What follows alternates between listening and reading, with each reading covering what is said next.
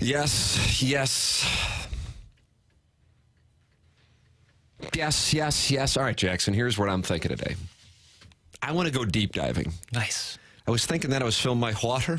Boy, you got a kind of little hairstyle. I just looked across. You got a little hairstyle going on today. Do you I? got pomade? You go pomade? It's kind of a little tiny little bouffant. You do have a little bouffant. Yeah, that's my new Just name. Notice that. Like Bouffant. Bowser over there. Yeah. What's going on? I don't know. My hair, I woke up this morning, looked at it, I said, boy, my hair is a mess right now. And But that means it's getting thicker. This is a good thing. things are happening, Tim. Are things happening, really? I think so, yeah. Wow. Yeah. It's really a testament that anything in this world can happen if you truly believe. Oh, my gosh. Yeah. That was inspirational. Inspiring Thursday. It is, and it's also Lil Piddles Half and Half, Oh, yeah. presented by Angry Beaver. That's right. And then I am in the mood for a deep dive. Absolutely. It's kind of day for it. So I'll go anywhere. Anywhere you want me to go, listeners, friends of the Feather in the YouTube chat. You maybe you deep dive. Maybe it's time for you to do a deep dive at 25 years old. Maybe you can deep dive. Yeah, I don't have the deep dive talents that you do, Tim. And that's not But mine is a reservoir of memories. right. And your reservoir is much deeper than mine. Right. But that's just because I've been doing it for 25 years. You've been alive for 25 years. I have. So that's our core issue on this. Some of my favorite deep dives that you've done involve What do we got? stories from behind the scenes of coaches, either in St. Louis or otherwise, your stories of Tony or your interaction with Bobby Knight. That's the kind of stuff that I really enjoy. Right. I know personally. I'm happy to go. I'm happy to go. Like I said, I was refilling my water before coming down to this studio, and I thought, you know what, I kind of in the mood for. I'm in a mood for a deep dive. We haven't done one in a while, and I open it up. Yeah, you're in a very tasteful Carolina blue shirt. Is this tasteful? Oh yeah, Does it really? It just works. Does it work? Does. Yeah. Is that because my eyes reflect the blue in the shirt? Is that the reason? I just think Carolina blue always works. And especially on you, it might be your color. I'm trying to think. I think it is, actually. Yeah, they're navy. Yeah, I agree. Something classy. Right, slate gray. Combine that with any of those colors previously mentioned. So many great choices for how good I look. Couldn't agree more, Tim. Thanks. What do we have in this Little Piddles Half and Half before we'll give the people time for their deep dive requests? Sure. And then I'll go right into this. I'm curious what direction you're going on the half and half. It's mostly sports. What do we got? It's mostly sports business stuff. Oh, so it's mostly sport. Okay, I thought you said it was mostly sports stuff. It's in the sports realm, but just day-to-day Cardinal stuff at the moment isn't really as tantalizing for me. Why don't you hold Matthew Liberatore accountable? I don't want to. I like Matthew Liberatore a lot, and I think he's going to develop real nicely. He had a bad start last night, but the start before that, he was lights out, So, yeah, I like to keep an open mind. He's a lefty, too. Sometimes lefties take a little bit more time to develop. All right, fair enough. His stuff is there. I'll hear you out on this. Yeah. All right, what do you got? Question one. What All do you right. got? Let's see. Let's figure this out today. Pretty interesting stat I'm about to read off for you here, Tim.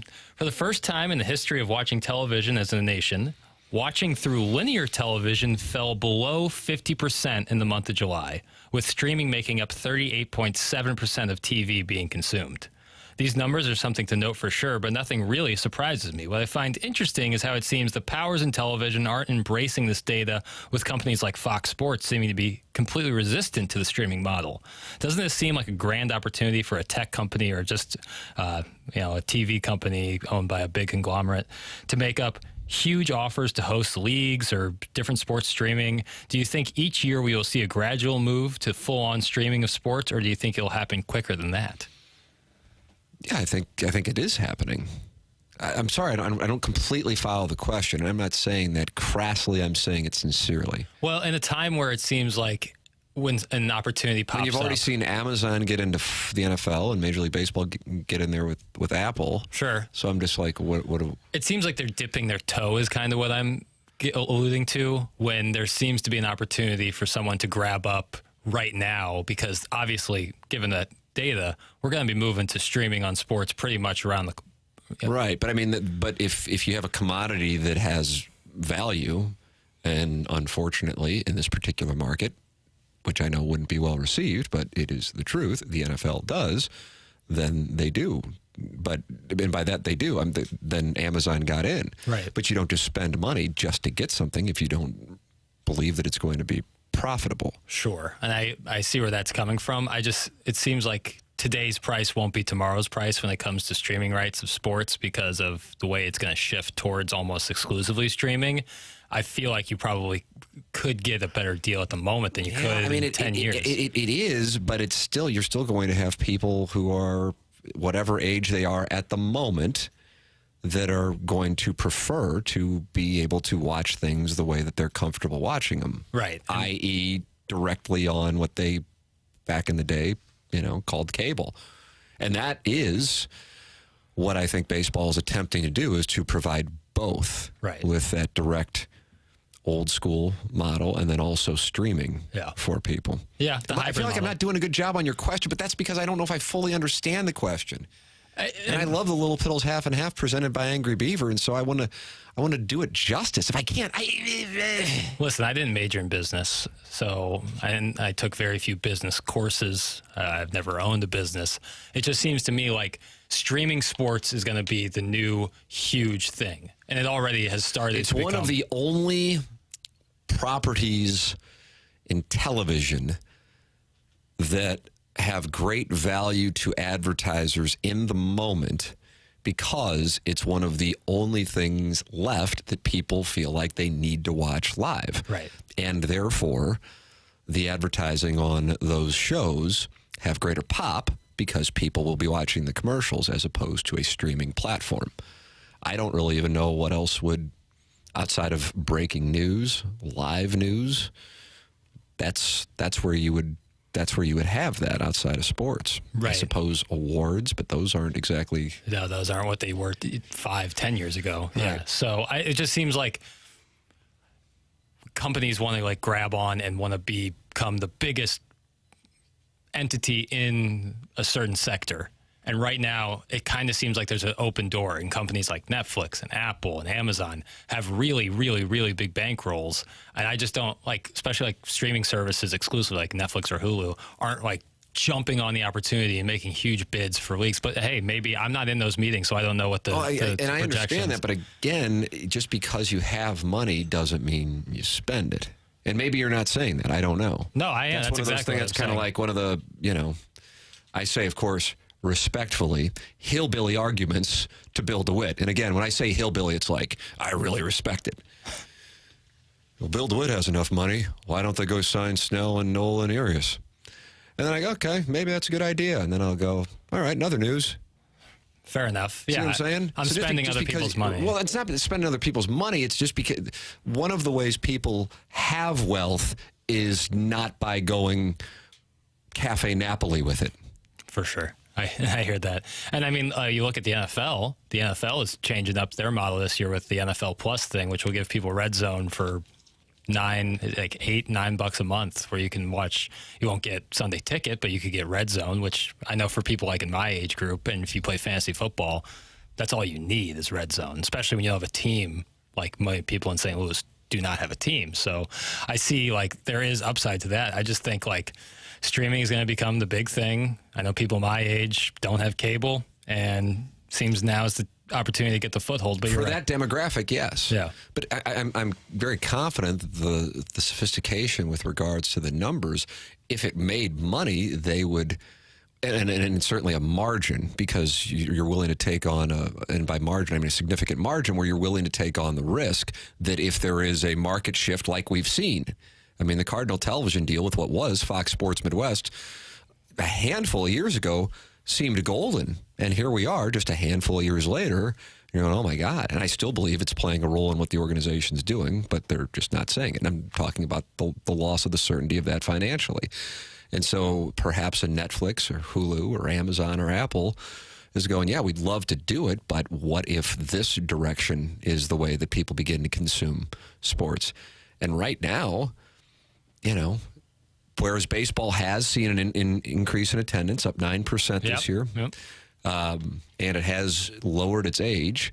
Overall, I think the number was 47 to 42, somewhere in that range, and now the average it's age. 43. The blue chip stocks, as far as sports go, would be, the one that everybody would want is the NFL. You have a monstrous shift going on with college football. Yeah. And you saw what wound up happening with television's impact on essentially one of the premier conferences just evaporating in one morning 2 weeks ago. Yeah, boy. So it's moving. What I would say on this with the technology, in particular television, if we want to apply it to sports business, is the changes used to be gradual. Like it was a huge deal that Fox took the NFL away from if I'm not mistaken, it was NBC in the early 1990s. And now I feel like every quarter there is another huge news with regards to sports television or sports, television is not the right distribution of sports, and then how material the impact is on these leagues. In other words, I would actually say you could make a case that the disintegration of the Pac-12 was indirectly created by the NFL and the NBA. Because there are only so many dollars, right. And these platforms wanted the NFL and the NBA, and once they spent those, because those are the ones they get a higher ROI on, right. They go, well, we really don't care if we get Washington and Oregon and Arizona, so we're out on it, and Apple gives $30 million, and they go, well, crap. That's not good. We're going to go to the Big Ten. Yeah. You see what I'm saying? Like these things are all intertwined. All right. Deep dive requests are welcome. 314-399-9646. Lil Pill's Half and Half, brought to you by Angry Beaver. And, maybe we'll go deep diving. I don't know. I'd like a Jackson deep dive. I want a Jackson deep dive. I'm you are here willing. For sure, man. You are willing. I mean, your hair resurgent. It's like I'd like 45 minutes on your hair resurgence. It really does. Is it a bouffant? Yeah. But it's thick. That's what we care about. Hey, man. Really When's the last time you appreciate got that thing cut, brah? Right before the Dotham, so that would have been mid-May. Yeah. I mean, it's like saying right before the Masters. Everybody knows what it is. Right, yeah. It was unnecessary. It was almost redundant at that point. It just took time away from the deep dive. All right, well, there it is. Text in 314-399-9646, Air Comfort Service text line. This is Balloon Party, driven by Munganess St. Louis Acura and Alton Toyota on 101 East Bay.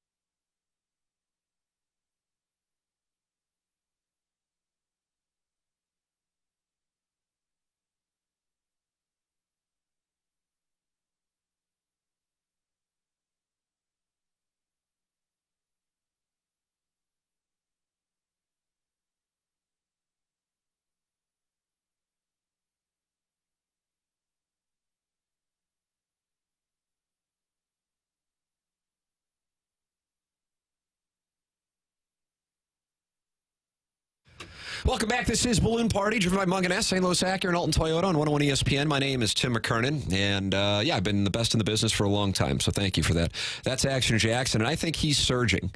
I think you feel like you've had a big week? Yeah, I was telling you in the break, I think my equity with the listenership here on 101 ESPN is at its all-time valley. So this is the time to buy Piddles stock. Right. So buy it up. The only place to go is up. So it's kind of this like wonderful place to be. Right. Because nothing I could say would be like, they're like, they can't hit me. I didn't know what the Monday Night Miracle was. Right. Unfortunate, to say the least. Yeah, down in the blue sweaters, like this, that, and third. Like I've been all over the place this week. So it's kind of a comfortable, almost nirvana state I'm in because no pressure. I essentially can't lose. The expectations are so low that you can only go up. And I like that. I've gotten a lot of good deep dive requests in here as Jackson was reading through the text. Some of them more personal attacks. But the overall theme on the deep dives is kind of a state of the Cardinals and where they're going. And there were a couple that I would say that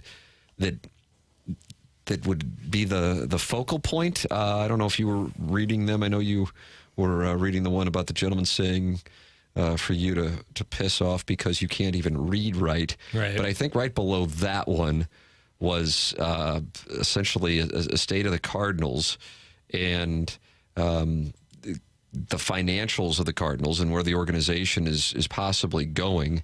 Let's see what we got. Well, this is MLB fans are younger because traditional baseball is ruined. That's the reason. That's from the 636. Deep dive request: is the Cardinal franchise in decline? Once a leader in team building and fan trust, it seems other teams are ahead of the game while the Cardinals are falling behind and fans aren't trusting the franchise anymore. I think that's a hell of a topic. And then it was, like I said, a few texts earlier. Somebody asked about the financial state with the lack of attendance last night. They announced, I think, 33,000. Yeah. It's a Jim Dandy of a game. But I think if you were to set an over-under, 15,000 might have been the actual in attendance. Yeah, it's probably bad. I saw pictures and they panned around and it was sparsely attended. And then how that is impacting the DeWitts.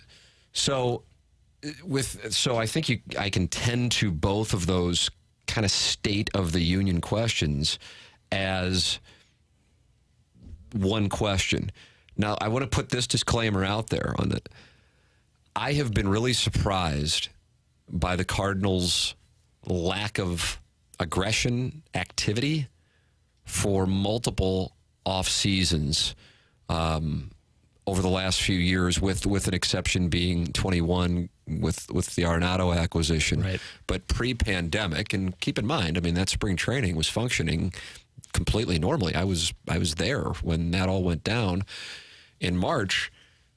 And I was set up to have this interview with John Mozeliak, and I wanted to certainly have a conversation with him on the record, and it was going to be a podcast in his office at Roger Dean Stadium in Jupiter.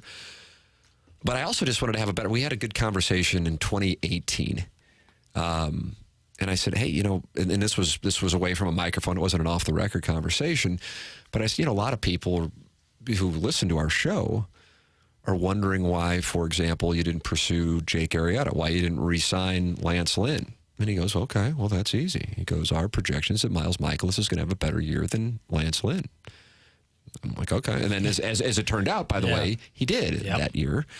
And we also talked about how they spend money, the protests that existed then that the franchise didn't spend money. I personally don't subscribe to that, but I realize it's a good red meat thing to say because you can always activate more people than not by saying the rich guy isn't spending as much and not taking care of you, the common man, with the commitment. And you can always win votes with that stuff. I mean, I get it. It's a nice strategy. I just think it's disingenuous, so I don't engage in it. I think they spend their money poorly. Right. That's what I think. Right. And especially when you consider the size of the Cardinal market. And then people will talk about the attendance, and there are many more elements to a team's top line than simply attendance. With that all said, I think one of the biggest issues the organization has right now is a distrust between the fan base and themselves that they're committed to winning. And so my reptilian brain says this is going to be a critical offseason for the Cardinals. But my memory tells me I've said that many times here since 2020, since 2019/2020, that offseason. And in this most recent offseason, I don't know how many times we said it since Balloon Party existed for this offseason, I said, I'm confused. I don't know what they're doing. I have no idea what they're doing. I didn't like the Contreras signing. Thought that was an overpay. That's not results-oriented. Balloon Party archives would back that up. I don't know what the thought process was with the pitching. You've had world-class free agent classes with shortstop, and you can say, well, they've got Mason Wynn. That's fine, but Mason Wynn isn't necessarily somebody that has to play. Mason Wynn hasn't done anything at the major league level yet. Sometimes a commodity is a future, and the Cardinals have mismanaged their futures and their value. Keep in mind what the thought process was on Dylan Carlson 4 years ago. I was there. That was the 2020 spring training, and his stock couldn't have been any higher. And now it's like, well, I don't know if he'll even be around, and maybe they can get a middle reliever for him this offseason. So there is a distrust between the fan base and the organization that there is a real commitment to winning. And we've talked about the comparison and the contrasting of the Blues and the Cardinals and how there is a belief that Doug Armstrong and Tom Stillman are committed to winning and a distrust that Bill DeWitt and John Mozeliak are committed to winning. I feel like Bill DeWitt kind of gets off scot-free with a lot of this because people don't like, not everybody, but people don't like John Mozeliak, and so he gets all the blame, even though in reality he has a boss. Right. And that's why I like Ben Frederickson's column over the weekend where he talked about this all kind of starts and stops with Bill DeWitt. One of the factors that I think contributes to this, there are two things that when I have a conversation with people, whether it be here on the air, on TMA, or on my podcast, or if I'm just out BSing with people, that I feel like are two X factors, so X and Y, because I don't know. If Paul Goldschmidt said, I'm not willing to go anywhere, then that takes that conversation off the table. But if Paul Goldschmidt was willing to go somewhere, and the Cardinals didn't trade him at the deadline, I think that is a horrible baseball strategic miss. He is going to be 36 in a few weeks. He is going to be a free agent next year. And you can make a case that the Cardinals may suffer some semblance of a decline by putting somebody else there other than him. I would say you actually have some options, and they may not be as good as Goldschmidt was in 2022. But at the very least, you could have gotten so much for a year and a half of control of Paul Goldschmidt, who I think it's probably in your best interest to let walk away. Yeah. This thing with keeping guys who are traditional friends of the feather in St. Louis has burned the Cardinals. Adam Wainwright is certainly an example, although I think that's results-oriented because Wainwright had a great first 5 months of the season last year, and so I understood them bringing him back. It didn't work out this year, and anybody would agree with that, but the Cardinals didn't have that information when they made the deal. And in this case, you have made a deal and an extension with an aging first baseman, and you saw how that burned you, and that was Matt Carpenter. So this thing with keeping players around as legacy contracts has burned the Cardinals. And so that's a baseball strategic move. But at the same time, it's completely off the table if Goldschmidt said, yeah, I'm happy here, I'm not going anywhere. Right. So it's a tough one to have that discussion. Mm-hmm. I am of the opinion that Nolan Arenado would have gone to Los Angeles, and I do believe both organizations were at least discussing it. It doesn't mean that it was close, but I didn't cast out of hand that story from the LA Times was false just because I didn't like it. That's not the way the world really works. It's the way people's consumption of media in the last decade or so works. If I don't like the story, I attack the writer or the network that broadcast it, and then I say it's fake. But that isn't necessarily the way that the world works. Secondarily, if the Cardinals really are going to have some kind of financial issue because of their television deal, well, that's material to the business. That is a substantial situation. That is a substantial concern. But at the same time, I don't know that that is the case. Are the Cardinals considering creating their own Yes Network or SNY? Would that work in St. Louis? Certainly there are millions of Cardinals fans, but are there millions of dollars to offset the cost and the risk that comes with that? That's a risky proposition. I know me as a fan and as a lifelong St. Louisan, I would love to be able to watch classic Cardinal games, yep. Cardinal talk shows where people are being honest about situations, and the Cardinals pregame and postgame all on one network. Yep. I would love that. But I'm sure if that's something that they're considering, they have priced it out to see if it's something that's going to be profitable. You know, you don't see these all over the place. You see them in New York And there's a reason for that, because of the millions and millions of people. And also, in the case of the Yankees, it's a global brand. But the Cardinals do have, at the very least, a regional brand. And perhaps it would make sense to have a Cardinal network. But if you're losing $60 million in revenue, then that impacts the way you do baseball strategically. However, if the organization is in a spot where it prefers to keep everything internal, which I understand and I respect that, those two elements that I'm talking about, Goldschmidt and whether or not he wanted to stay, and also the franchise's financial state specific to the television deal, are incredibly impactful. And I think it would behoove them to explain that to the fan base. At the very least, some people might say, well, you still have 3 million people coming through, so that doesn't matter. Or you're worth $1 billion, so it doesn't matter. And you're going to have that. You can't win them all. But that's something that I would be really intrigued to hear as to what their plan is for the television situation, because this is a real thing, and it's not just a real thing for the inconvenience of watching Cardinal games if you aren't a subscriber to a particular platform. It's a real thing for their financials. And I don't think it's getting much attention relative to its importance to the franchise's business, and the franchise's business impacts its payroll. And so that is my only explanation for whatever the hell happened this past offseason with signing Wilson Contreras, overpaying for Wilson Contreras, and then going, yeah, and we'll give her a run with this pitching rotation. I don't understand it. And then along those lines, because there isn't that much communication, or if there is communication, it's coming from John Mozeliak, who does not have a high approval rating in St. Louis, has an incredibly low one. There really isn't a spokesperson for the organization who people look forward to, trust/like. Whether that's right or wrong, I think most fans would observe that as being accurate. I think, in other words, who is it that's going to speak on behalf of the Cardinals? And people go, good. Oh, and I believe him. But if Tom Stillman pops up on this station, or if Doug Armstrong pops up on the station, as he does, and Craig Berube's on regularly with his buddy Jamie Rivers and with Anthony Stalter and Marshy Marsh and the Playful Posse on the fast lane, I think people buy in. Yeah. And there's such a value in credibility. And I think one of the core issues for the Cardinals has nothing to do with a balance sheet. It's their credibility between themselves and their fans is at an all-time low.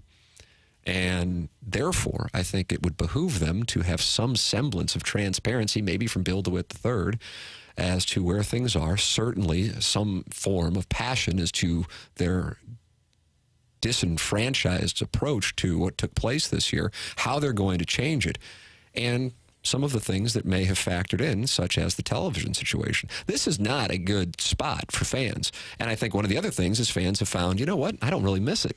That's the biggest thing. I don't really miss it. Yeah. I'm not going to pay extra. I've switched from this place to this place because I could get the Cardinals, and then now this new place doesn't have the Cardinals. I'm just tired of doing it. Yeah. And I'm not going to pay for two different places. And I don't miss it. I'm surprised, honestly. Consider how beautiful the weather, for those of you in the St. Louis area, are aware yesterday was. Oh, gorgeous. And that ballpark was empty. Yeah. I was of the opinion, even if the team's as garbage as they are this year, that still people would show up. So that's eye-opening.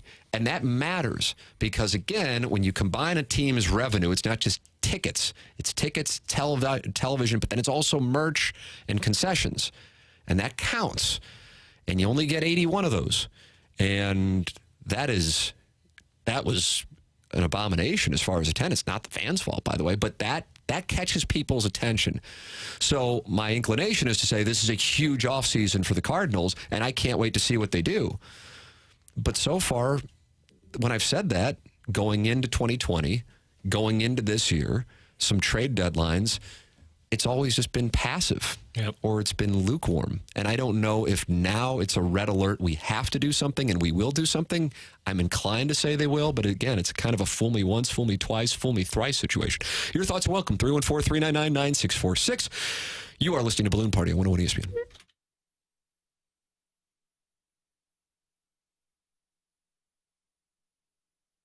This is Action Jackson here to talk to you about Circa Sportsbook, and there are two major contests going on right now. If you're heading out to the Las Vegas area coming up soon, you should consider signing up. You know why? Because they got $14 million in guaranteed prizes. That's right, $14 million.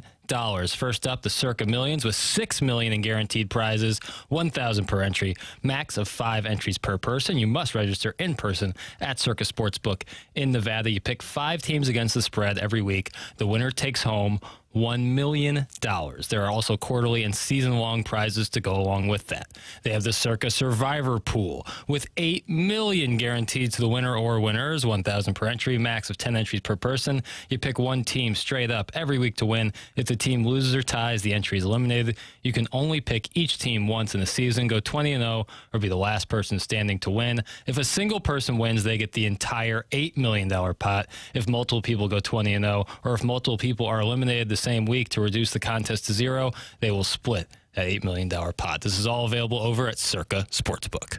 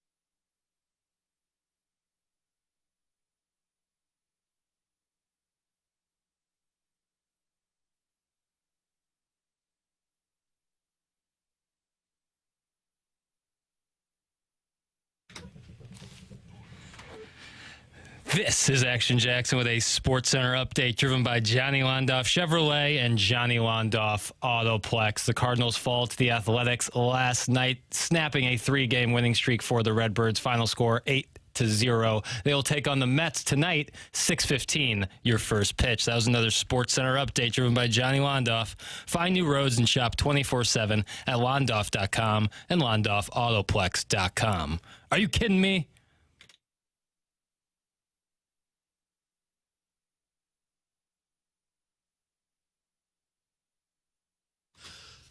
Welcome back. I got to tell you something, Jackson. Yo. You know, I like to be transparent with the audience. I know you like to play kabuki theater is what I call it with the audience. Well, I'm physically transparent, so it's, I kind of feel like I'm always transparent. I would tell you this. Uh-huh. We're getting some great texts. Is that the case? Yeah. Love it. Love to hear it. Yeah. We got great listeners. Really, these are some really good texts. Text in 314-399-9646. I think they're intelligent and thought-provoking, and in some cases, such as this one here, kind of first-person accounts.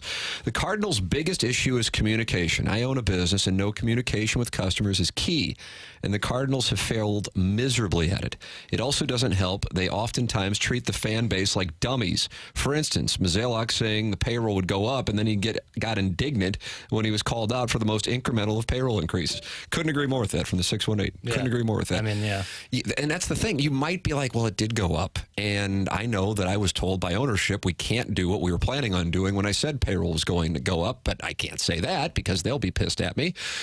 And I also know that we thought we could get Carlos Rodon for this, and then all of a sudden he got that, and so that's what wound up happening. Whatever it is, it's a tough spot oftentimes, and you got to wear it. It's just kind of the natureship of the beast if you're wearing the C on your sweater, so to speak. But that's part of getting the C on your sweater. You're compensated for it. But there's a way to handle it. You know, these are your customers. I personally, and I've said this so often, getting ripped is fine. Again, it comes with the territory of doing a job like this. It's fine. It's kind of in one ear, out the other. But when somebody would say something that I know is factually inaccurate, that is when I engage. Right. You say the show sucks, fine. Say the show sucks, fine. Plenty of people think so, plenty of people like it, whatever. Doesn't matter. But say that he did this, or that show did that, or that show said that, and that's not true, whether it has malicious intent and then would fall under the guise of libel or slander, that's one conversation. But I'm just to set the record straight and then also give my side of it. That's, I feel like, my responsibility in this little world that we're in, much less if you are managing a franchise that also has up there, I would say, top 10, perhaps top 5 in all of the 4 major North American leagues, in particular, to be specific, in the United States, so taking out the Canadian NHL franchises. A tie so close with its communities mood as the Cardinals do to St. Louis. Right. I think of Green Bay. That was first to mind. And the Packers. Steelers and Pittsburgh's a nice play. Yeah. And then take your pick. We may be missing an obvious one. I mean, New York's a huge city, but they're like on full-on panic about what's going on with the Yankees being below 500 this late in the Yankees season. is a good call. So with that all said, what can happen, and I think this is what is happening, is people feel like their loyalty is taken for granted. And then that becomes, you can apply it to a personal relationship or a professional relationship. Let's say you're an employee and you've been at a place for a while and you're like, how come I haven't gotten a raise? And it starts to piss you off. It's your employer. Now, your employer just might not be aware, or your employer might be taking you for granted because your employer's going, where else are you going to go? Right. Or you're in a relationship and you're like, well, this is no good. What are you going to do? Right. And I think that's part of it. But I think that, because 2019 and 2022 can't be discounted. And I feel like in a way they are, because you can go, well, they haven't won a series or they haven't gotten to the NLCS since 2014. But they did have a 100-win season in 2015. They were in the mix in 16, 17, and 18. They got to the NLCS in 19, and they won the division in 2022. 2020, I'd cast aside either way. In that case, they went to the playoffs, but a bunch of teams did, and it was obviously a unique year. And 2021 was a bit of a dumpster fire until the winning streak. But the winning streak counts. You can't. So if you were to compare this to most franchises, the Cardinals would be in the top half as far as production over the last decade. And I'll start it in 2014 to take the pennant-winning season out of it. And yet, well before this season, and that's the key. This isn't a new phenomenon. I think, when I was out of town last month on vacation, and I was lucky enough to play Harbor Town down in Hilton Head. The guy that was caddying was a Phillies fan. And he goes, what? And I don't know how many people, and I said I was from St. Louis, asked about the Cardinals. Really kind of weird. This is multiple times. And they go, what's it like for you guys now? like they were enjoying it just because they look at Cardinals fans as kind of like college football fans look at Alabama fans. Right, yeah. You know what I mean? Like, absolutely. how are they handling it? Because this isn't... Meanwhile, it would be weird for me to explain to them, people have been pissed at the Cardinals, and not pissed maybe so much as frustrated. Yeah, I think that's the right term. With the Cardinals for a number of years, which would sound strange to an outsider. Right. But this has been building. And so what I think has happened, following up on these deep dive requests, is this year's performance is vindication for a lot of people in the Cardinal fan base who have been saying this team is complacent and we're being taken for granted. And now look. Right. And now look. And what I say, if we want to play the hand out to go forward into the short term, because that's the measure the Cardinals said, we're going to return to being competitive in 2024. I go, yeah, of course it can happen. I mean, who would have thought some of the teams who were in first place would be in first place? Or the teams who were in the mix for the wild card would have been in the wild card? Are the teams such as the Cardinals, Padres, and Mets, who are all flopping around like they are, would be in the spot that they're in? It, of course, can happen. But so much has to happen for the pitching staff to get to a point where they are true contenders. And I'm not talking about National League Central contenders. And I think that's another element, that the Cardinals are doing just enough in this division to just get in.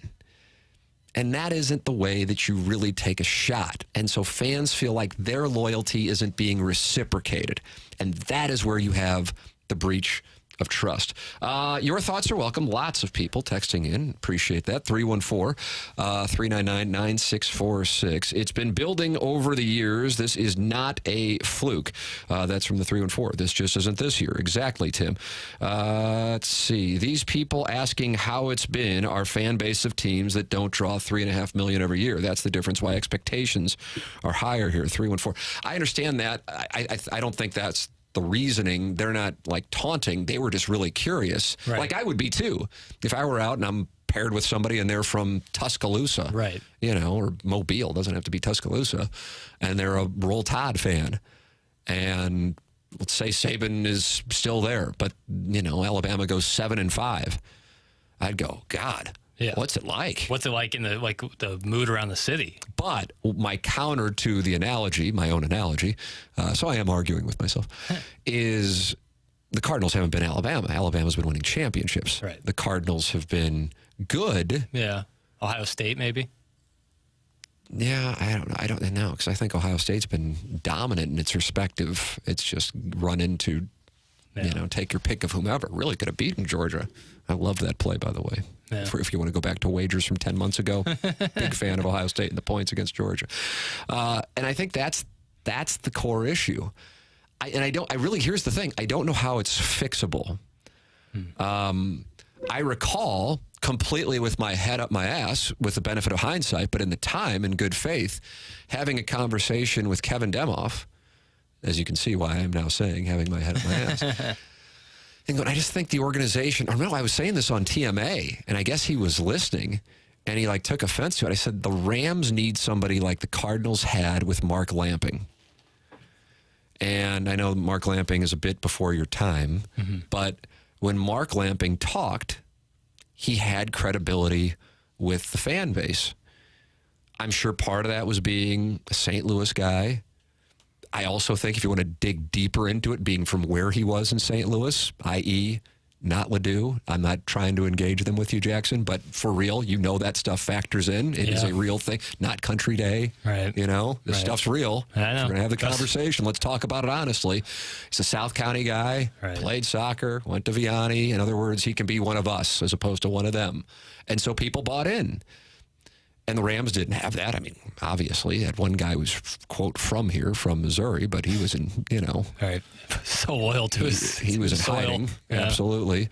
And Demoff didn't have the credibility. No. In my mind, the reason why I say my head up my ass is I'm thinking, well, the Rams are trying to make it work in St. Louis. Well, of course, now with the benefit of hindsight, they weren't, so they didn't want that. Yeah. But the Blues have it. The Blues have it. The Blues have the credit. This is a team that was a disaster this year. And yet people are fired up for the upcoming season. No doubt. And it wasn't like it was this magical offseason. Right. But the Blues have that equity. And I think the core issue is people feel like the Cardinals have had this run and it's been taken for granted because they really haven't gone all out to win a championship. And that is at its core distrust. That's what it's about. I think some people would feel as simple as if John Mozeliak was let go or if he stepped down, they would feel a breath of fresh air. I think there's something there. I think in a way that's personal, but I also think that is a way that he communicates that some take as being condescending. And so therefore, even if the person is speaking words that may make sense, if the tone is delivered in a manner that does not resonate, then therefore the message, even if it is truthful, has a difficult time of penetrating the wall of being credible. And I think that's one of the issues the organization has. Ali Marmol is not somebody who many in the fan base like. My understanding is he's very popular in the clubhouse. And so when I say that, people ask me about Marmol, and I go, they love him in the clubhouse. I go, really? I see him on those post games. He's so angry. And I go, well, I don't know what to tell you. I mean, all I can that's not necessarily how. I mean, Nick Saban isn't like Dave Chappelle at the mic when he's doing Far post from games. it, Tim. Bill Belichick's not. Tony La Russa wasn't. But that comes with winning, and that comes with a resume. All right, it's 10:50, so I'm going on, and that's what I tend to do. Continue to read your texts on the topic. Good deep dive topic. Tip of the cap to those who submitted it and all the texts that are coming in on it. You're listening to Balloon Party on 101 ESPN.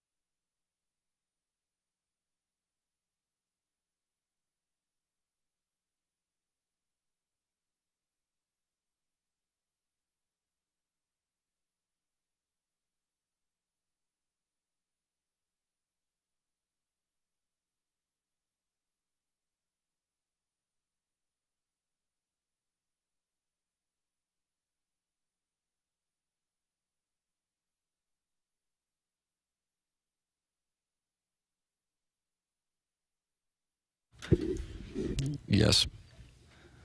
Yes. Jackson, I'm speaking for myself here. If you'd like to chime in, you're welcome to, of course. No doubt. Hockey season's right around the corner. Yep. And I'm really looking forward to it. I look forward to going to Blues games. I guess part of it's because I take my older son. Yeah. And he loves it, and he's been asking about it. And I can't wait. And how about this? Single game tickets for the Blues season go on sale tomorrow at 10 a.m., 23 hours from now. How do you do? Love it, man. Hey, I going to a hockey game in person compared to TV. I don't think there's a bigger discrepancy, and for me at least. But you've never watched a hockey game on television? That's not true. Oh my gosh! The whole Monday Night Miracle? No, wasn't alive. The whole 2019 playoff run. Watched every game. No, you're looking at me like you're gonna call, but I'm telling you, I did. Then why would you think Patrick Waugh was the Bruins netminder? I mean, at some point they had to have said, Tuukka Rask with the save. Well, I knew it was like Or was it possible that Doc Emmerich mistook him for Patrick Waugh for all 7 games? As much as I'd like to put the onus on Doc in his final, was that his final year calling playoff hockey, or was that more recently? I know it was the final Cup final that he did, and maybe he had the one in the bubble. I don't know. Okay, but no, I just, when you asked me who was the goaltender, I knew it was like a unique name, and the first thing that came to mind was Patrick Waugh. And in retrospect, I do remember it was Tuukka Rask, but unfortunately, you can only say what you say in the moment, right? You know, and so I had to wear that, and I've had to wear a lot of things, so it's nothing new. Like, that might have been the first thing I had to wear, but now I'm conditioned to it. Yeah, now you got a lot of things that are on your body. Jackson, it is 10:56. Maybe we have time for one more of the half and half? Sure. I got the cap to the audience on the deep dive and all the texts that came in on the topic. No doubt. I have a quick hitter here for you, too. I like these kinds of conversations. Yeah. Here we go. Mickey Mantle's jersey from 1958 is on pace to share the record for auction price at $2.2 million. First up was a really cool piece of sports memorabilia you have, and secondly was one piece of STL memorabilia you would love to have, and a piece of sports memorabilia, you know, across sports that you would like to have. Wow, there's a lot of meat on that bone. Either the puck from Maroon's goal, the ball from Freeze's home run. I love the triple. I'm a big fan of the triple. How about the ripped up jersey? Freeze's ripped up, shredded jersey. The one that I have, and I couldn't believe it when I saw it at my parents' house. My late grandfather went to a Cardinal game and got autographs. It was a Cardinals-Cubs game. I actually now have it in a spreadsheet. The game was August 27th. Well, the date that's listed is August 27th, 29. Now, he was a child, right? And so the handwriting isn't great, and so I'm not sure. But so that I went through the signatures that I could decipher, and I didn't know many of these names, but there were names that I absolutely knew that were autographed on the ball. And when I say them, I'm sure, especially some of our older listeners who are hardcore baseball fans, are going to you got to be kidding me. Rogers Hornsby, jeez, just to start, Hack Wilson, which is a name that became mainstream around here in '98 because he had the National League home run record before McGuire broke it. Guy named Kiki Kyler, who became a Hall of Famer. He was with the Cubs. So 3 Hall of Famers, Kyler, Hack Wilson, and Rogers Hornsby, along with a bunch of other names. It was a bunch of Cubs, actually. So I don't know what like I said, he's passed away, but it's from 1920. And it was just sitting in my parents' living room. That's unbelievable. And I'm just, for whatever reason, I picked it up and I go, this is autographed by Rogers Hornsby. And then this is Hack Wilson. I go, what is this? Why is this in the living room? Yeah. And it was my mom's dad's, he went to a Cardinal game and got these autographs. So that's, it's kind of random. I still have my St. Gabriel 8th grade basketball jersey. It's actually big on me now. Right, yeah, which is nuts. Yeah, but then again, not really. Right, but you could still knock down some threes at any local parish if you need to. I really played well in Dogtown. That's where I really shine bright like a diamond. Jackson, it's 10:59. I want to go to you. I assume it's, like Giannis's jockstrap, I assume. What do we have? You don't wear a jock in basketball, although I wish I did last night. For me, it's the gold chain that Jordan wore in the 1988 dunk contest. Oh, wow. That's what I want. Wow, so specific. I want the gold chain. There's only 2 years after the Monday Night Miracle. Yeah, that famous picture of him doing the classic Jordan pose, dunking from the free throw line wearing that gold chain. I want that gold chain he wore in the 1988 dunk contest. Nice. And you would sport that at Molly's this weekend. That would be, imagine me going up to a young woman and say, you like this gold chain? Michael Jordan wore it 35 years ago. Yeah. Well, it just screams old money. Clearly. All right, time for us to shut it down. BK and Ferrari are up next for Action Jackson. I'm Tim McKernan. This has been Balloon Party, driven by Mungan St. Louis Acura, Alton Toyota on 101 ESPN.